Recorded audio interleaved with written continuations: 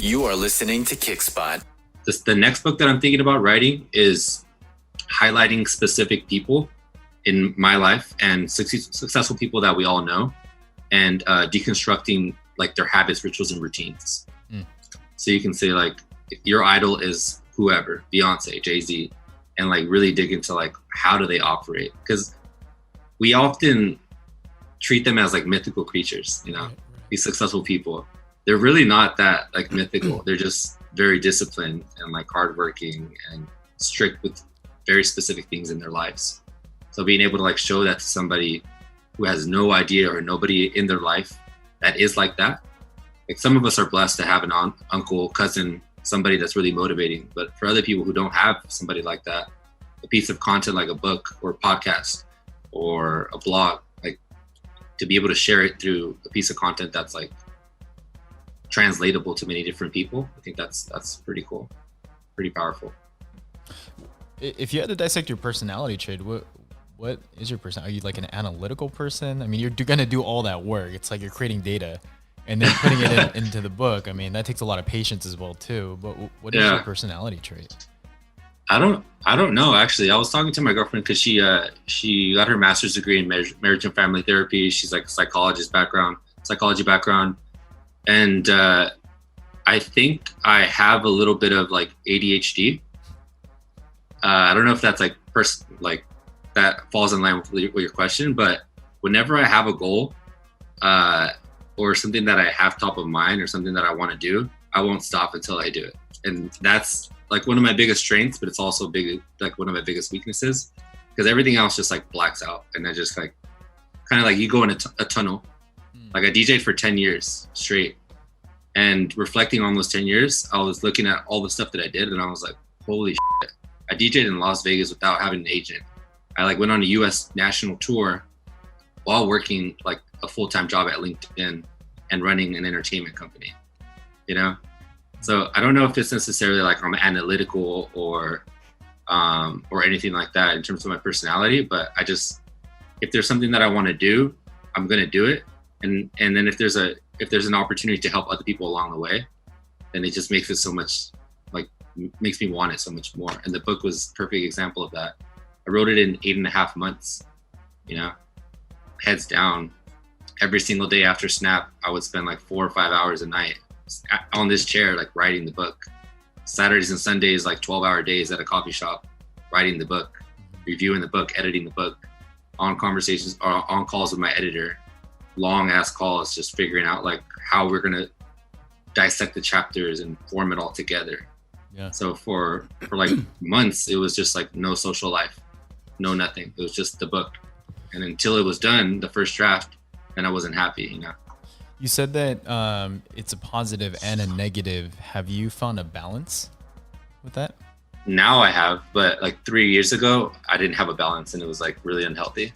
And how did you create that balance? It was almost through like not a hardship, but in 2017, like 16, 17, I was working like a maniac. Like I was working like 60-hour weeks at work and then working out and then DJing for like 5 hours a night, like practicing, going to sleep at like 1 or 2 a.m. on like a weekday, and then waking up 5 hours later, 4 hours later, and going to work and doing it again.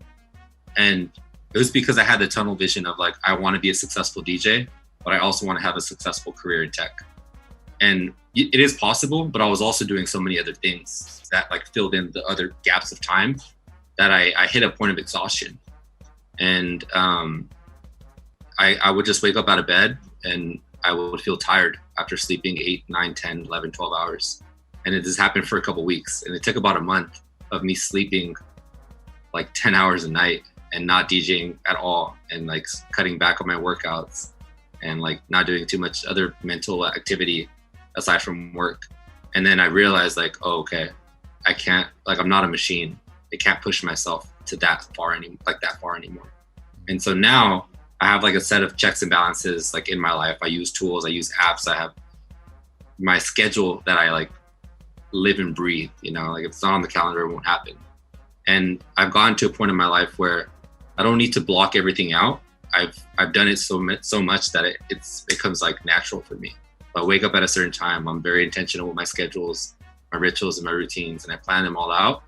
But I do that because I know that things can go bad very easily. And I'm the type of person that if I say right now that my goal is to become a global DJ or write another book or insert any goal, you know, then I'm not going to be happy until like I actually go and do it. So if I have set schedules, rituals, and routines, and they keep me grounded and they keep me disciplined with whatever it is that I said I was going to do. And what do those schedules change? They do change. They change all the time. But does it bug you? Sometimes it does. Yeah. Like I can lay out my schedules. Like when I was working at Snap and I was like waking up at like 5 o'clock. I was working from home. So the schedule was wake up at 5, start working out by 5:15, be done with my workout by like 7, have breakfast and shower, be ready to work and start by 7:45, 8 o'clock to like 11 o'clock, have a snack, 11:30, I'll be back to work until like 1, have lunch. After that, 1:30, back to work, be done by like 5:30, and like concentrated work. So like no Instagram, no Twitter, no LinkedIn, like focused. After that, I would take like a 20-30 minute break just to like mentally reset. And then I would work on like my book or my whatever project I was on at the time. So then it was like concentrated work for like 2 hours, have dinner with my grandma, then back to work 3-4 hours, concentrated, focused, 110%. Like that's the only thing I was doing. Headphones in, cup of coffee, nothing else, no other tabs on my laptop either. That was the schedule for a while. But like, of course, things come up, you know, like birthdays come up or like need to help somebody do something, things like that. But I'm happiest when things are like consistent, you know? Yeah, it's like you're doing a Franklin Covey. Yeah, exactly. It's I obviously Migs looks at me because your personality is very similar to mine. Really? Very, very similar. Yeah, like I had to point out because I was like, dude, I mean, I talk to him every day. I pretty much know his schedule. And I was like, dude, like I don't know. We both have busy schedules, but I feel like he like tops me like 10 times, tenfold, you know? and I go, he knows I'm busy. Like it's crazy pack our schedules, but he takes it to another level where like last night, like we were uploading a video and I was trying to edit our YouTube episode. And then I go text him and go, bro, there's no sound on the episode that's about to come out at 9 a.m. tomorrow. And it was like, what, 10 o'clock at night? Yeah. He goes, dude, I'm about to cry right now. Because I totally just messed up whatever he had on his schedule. And like, he had to edit the video for me to be able to edit it in the morning and then put the thumbnail in. So I get how both of y'all feel. So, because I'm like, to me, the conversation about balance is so key. Yeah, it's very about resetting. It's so key. So taking the time, 20, 30 minutes throughout the day, it's so crucial, you know, for you to be able to keep moving, you know, and get to the motivators and get the task done right at the end of the day. So you have to like, it goes back to the other conversation we just had. You have to know yourself. I learned through many grumpy days and pissed off days and conversations with my girlfriend and my family asking me what's wrong with me, that I need to have that time to reset. If I don't have that time and I go directly like from work to hanging out with family, then my mind is on Mars. My mind is not there. My body's there, but my mind is like somewhere else. And so I learned through trial and error that like, you need to have that time. You need to have time to sleep. You need to put time to rest.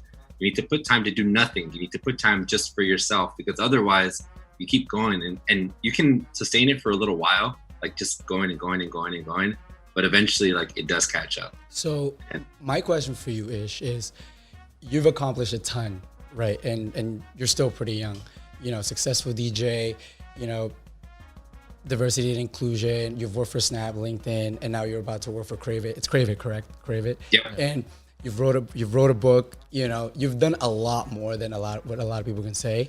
So we always talk about this on our podcast, you know, and learning from entrepreneurs like yourself. There's the why that makes you cry, right? There's that at like that core of like Ish's motivation. Like, what is that? What is that why that makes you cry, that wants you to keep doing this and live a better lifestyle and share that with people? So in the next 5 years, my goal is to impact at least 1 million people from underrepresented groups. So that's my like short-term why. My overall why, and it's like a huge overarching goal, I guess, or mission, is just to like help people by showing them my struggles, things that I've learned, and showing them that I've done things as well. So it's like, if I was a shitty writer my whole life, but I wrote a book, that shows other people that they can do it too. If like I was skinny my entire life and it was really difficult for me to gain muscle, but I did it and I hit my goal of 200 pounds muscle mass, then that means that other people can do it too, you know, but it takes X, Y, and Z to do it. And so that's just what I'm trying to do in life. You know, it's like, if I can help people get a job, if I can help people achieve whatever goal it is, if I can help people by sharing a little piece of information that I've learned by working in tech, or a blog, or a podcast, or a book, or whatever it is, the methods and the pieces of content and the forms of content are going to change as time changes. But the overall goal is just like to help people. And like that's a fun life to live no matter what you do. You're helping people become better, helping people achieve their goals, helping people become like happier. So yeah, that's awesome. That's the goal. Yeah, it's crazy now with the age of social media. I think sometimes people get it twisted, right? Like people do it for, they say people do it, yeah, you know, and people really just do it for clout, you know, and it's not really the genuine sincerity is not there, you know, and that's why like most of these like motivational speakers on Instagram, Ty Lopez, like, you know, like little, you know, like I'm not bought in. I'm just not that bought in just because of I think the way it's being portrayed, you know. It's hustle culture. It's hustle culture, yeah. Yeah. Yeah, it's culture vultures, you know, like cloud chasers, you know, so, but it's different. I've always hated the like, look at the background, you know, look at this car. Like, come on. Right when you gotta advertise that, you know, it's weird. I had a conversation with my sister about this, and I said, you know, I think that, you know, I would want to listen to somebody that shows the hustle, not the end result. Be passionate about the process, not the end result, right? Yep.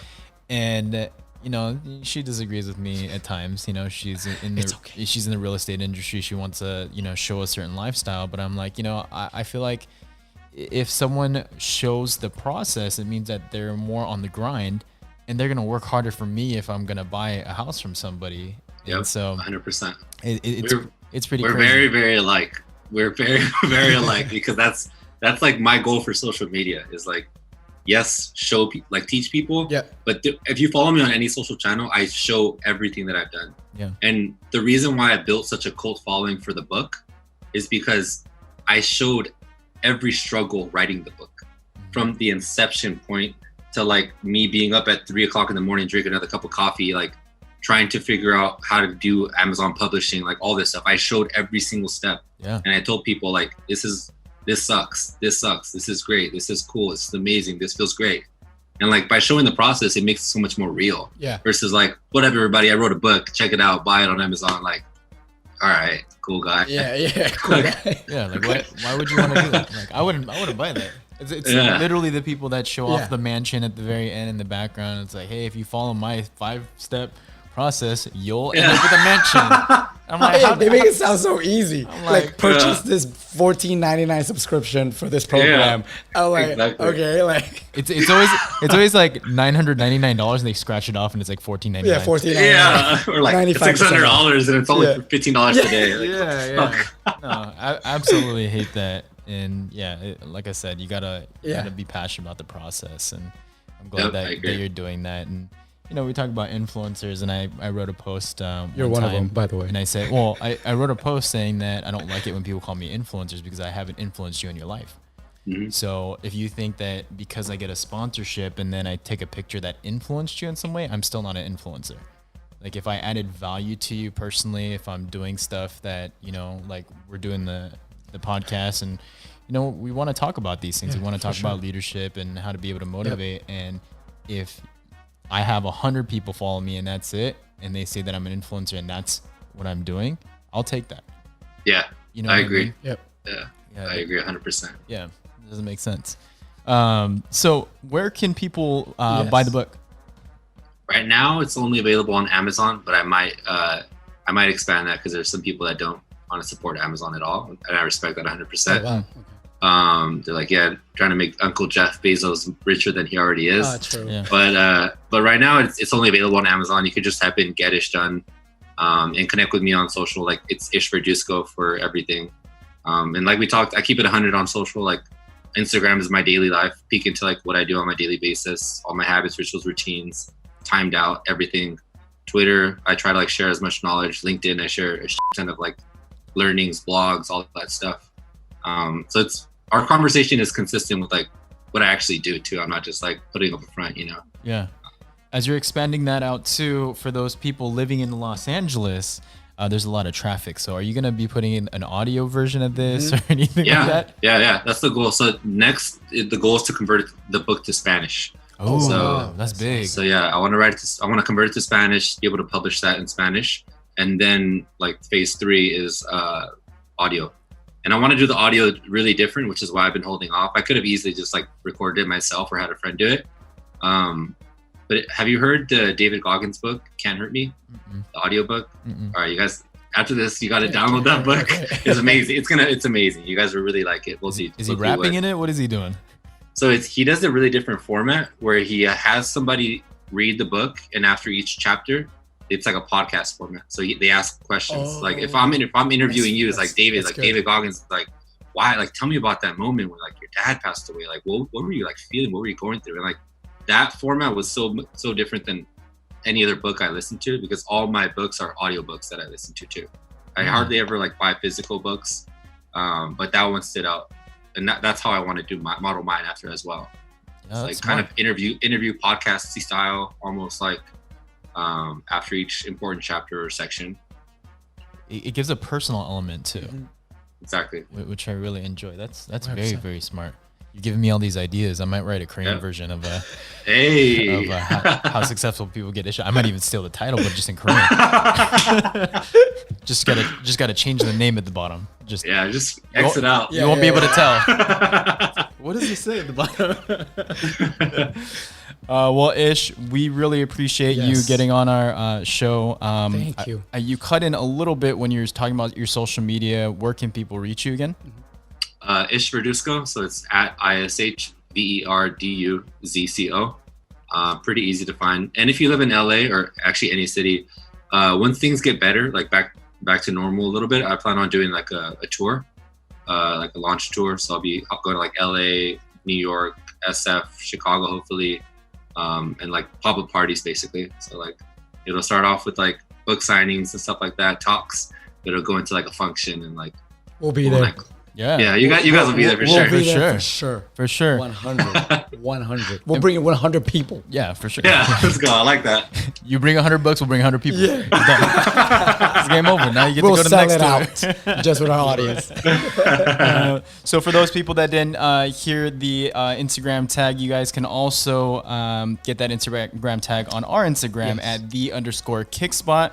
And we'll put Ish's information, also where to purchase the book as well, and some of his DJ or whatever music that we want to advertise for Ish.